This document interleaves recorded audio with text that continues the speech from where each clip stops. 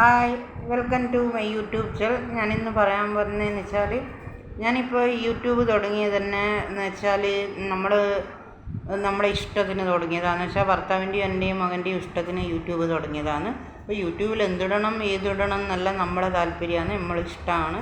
പിന്നെ അത് ആർക്കും ഇഷ്ടപ്പെടുന്ന ആൾ കാണുക, ഇഷ്ടപ്പെടുന്ന ആൾ കമൻറ്റ് ചെയ്യുക, ഇഷ്ടപ്പെടുന്ന ആൾ ലൈക്ക് ചെയ്യുക. അതുകൊണ്ട് ആരെയും നമ്മൾ നിർബന്ധിക്കുന്നൊന്നുമില്ല. അയ്യോ നമ്മളത് ലൈക്ക് ചെയ്യും, നമ്മളത് കാണും, നമ്മളിതാ ചെയ്യുന്നൊന്നും നമ്മളാരോടും പറയുന്നില്ല. പല ഇതും.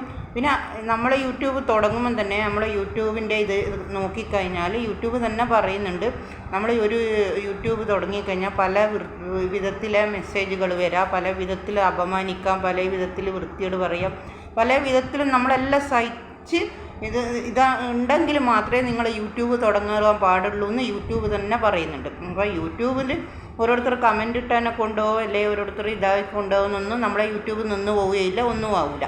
അപ്പോൾ ഓരോരുത്തർക്ക് അത് കുറേ ഉണ്ടായി. ഇന്നത്തെ കാലം അങ്ങനെയാണല്ലോ. ഇന്നത്തെ കാലം കാണുന്നില്ലേ, ഒരു കുടുംബമായി ജീവിക്കുന്ന ആളെ ജീവിക്കാൻ വിടൂല.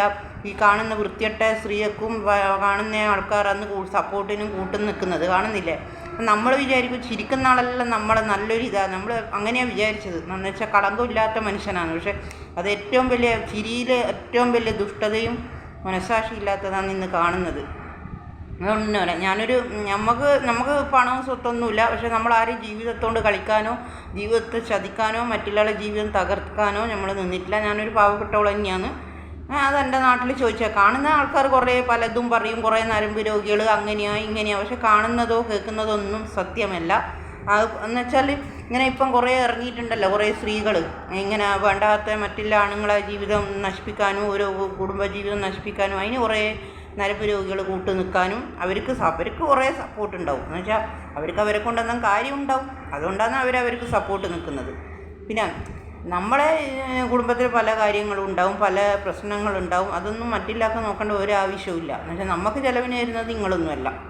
നമുക്ക് ചിലവിന് അഥവാ അങ്ങനെ എന്തെങ്കിലും ഉണ്ടെങ്കിൽ തന്നെ നമ്മളെന്തെങ്കിലും ചെയ്തിട്ടുണ്ടെങ്കിൽ അത് നമ്മൾ ചെയ്യും, അത് മടക്കി തരികയും ചെയ്യും, എല്ലാം ചെയ്യും. പക്ഷേ നമ്മളെ ജീവിതത്തിൽ കടന്നു വരാനോ നമ്മുടെ ജീവിതത്തിൽ അഭിപ്രായം പറയാനോ നിങ്ങൾക്ക് ആർക്കും ഒരു അധികാരമില്ല. എന്നുവെച്ചാൽ ഞാനും എൻ്റെ ഭർത്താവ് ഒരുപാട് കഷ്ടപ്പാട് സഹിച്ചിന്. കഷ്ടപ്പാട് എന്ന് വെച്ചാൽ അങ്ങേയറ്റം കഷ്ടപ്പാട് സഹിച്ചിന്. അത് അമ്മേൻ്റെ ജീവിതത്തിൽ പല പ്രശ്നങ്ങളും അമ്മയും പറഞ്ഞിട്ടുണ്ട്, ഭർത്താവിൻ്റെ പല കാര്യങ്ങളും പറഞ്ഞിട്ട്. നമ്മളെ വളരെ മാനസികമായിട്ട് നമ്മളെ പല വിഷമത്തിലും നമ്മളെ കഴിയുന്ന സമയത്ത് നമ്മളെ മാനസികമായി തകർക്കാനേ ശ്രമിക്കുന്നുള്ളൂ. അതുകൊണ്ട് ഞാനല്ല ഒരു കാര്യമേ ആൾക്കാരോട് പറയും, നിങ്ങളൊരിക്കലും വന്ന വഴി മറക്കറും കേട്ടോ, വന്ന വഴി ഒരിക്കലും മറക്കറും. പാവപ്പെട്ട ആളായിട്ട് കുറച്ച് പൈസയെല്ലാം കാണുന്ന സമയത്തും പാവപ്പെട്ടവൻ്റെ ചോറ്റിൽ മണ്ണ് വാരിയിടുന്ന പണി നിങ്ങൾ ചെയ്യാൻ പാടില്ല കേട്ടോ. ഇതെല്ലാം കാണാനോ മേലെ ഒരാളുണ്ട്, അയാളെ തീരുമാനം എടുത്തു കഴിഞ്ഞാൽ നിങ്ങൾക്ക് വരാനും പോകാനും ഒരുപാട് സമയമൊന്നും വേണ്ട. ദൈവം വിചാരിച്ച ഒരു മിനിറ്റ് മതി നിങ്ങൾക്ക് സമ്പത്ത് ഉണ്ടാകാനും സമ്പത്ത് പോകാനും. എന്തെങ്കിലും ഇപ്പം നമ്മളെപ്പോലത്തെ ഒരാളെ കണ്ണീര് വീണാലില്ലേ, അത് എവിടെയും അതൊരിക്കലും നിങ്ങൾക്കൊന്നും ഇതാവില്ല, നോക്കിക്കോ. അതുകൊണ്ട് ഞാൻ അത്രയൊരു ഓരോ വിഷമം കൊണ്ട് പറഞ്ഞതിന് മാത്രമേ ഉള്ളൂ. പല രീതിയിലും നമ്മളെ മാനസികമായിട്ടും പല രീതിയിലും നമ്മൾ കുറേ ആയി ക്ഷമിക്കുന്നു. നമുക്കൊന്നും ഇങ്ങനെ കാണുന്ന ആളോടൊന്നും ഇങ്ങനെ പറയാനില്ല, ഒരു ഇതില്ല. പക്ഷേ എന്നാലും ഞാൻ പറയാം, നമ്മളെ ഇഷ്ടമാണ്, നമ്മളെ താല്പര്യമാണ്. ഞാനും ഭർത്താവ് സന്തോഷമായിട്ട് ജീവിക്കുന്നു. എനിക്കും ഭർത്താവിന് ഒരു കുഴപ്പമില്ല. കുറച്ച് കഷ്ടപ്പാട് സഹിച്ചിന്, ഇപ്പം നമുക്കൊരു കുഴപ്പമില്ല. ഞാനും എൻ്റെ ഭർത്താവ് സന്തോഷമാണ്, എല്ലാ രീതിയിലും ഒരു ഇതുമില്ല, നല്ല സന്തോഷത്താണ്, സമാധാനത്തിലാണ്. അതിൻ്റെ ഉള്ളിൽ മണ്ണ് വാരിയിടാൻ ആരും വരണ്ട, അത്രേ എനിക്ക് പറയാനുള്ളൂ. പിന്നെ ആരും വന്ന വഴി മറന്നു പോറും. പാവപ്പെട്ടവനായി കുറച്ച് പൈസ വരുമ്പം ആരും ചോറ്റിൽ മണ്ണ് വാരിയിടാണ്ട് നിന്നാൽ മതി. പൈസ ഇന്ന് വരും, പൈസ നാളെ പോവും.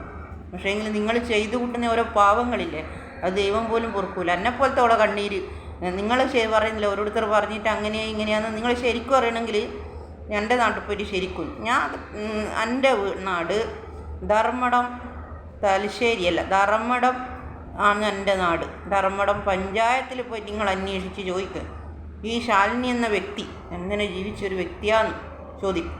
അല്ലാണ്ട് കണ്ട കുറേ നരമ്പ് രോഗികളും കണ്ട കുറേ കുശുമന്മാരും കുറേ പെണ്ണ് കൂട്ടിക്കൊടുക്കുന്നവനും പറയുന്നതല്ല സത്യം.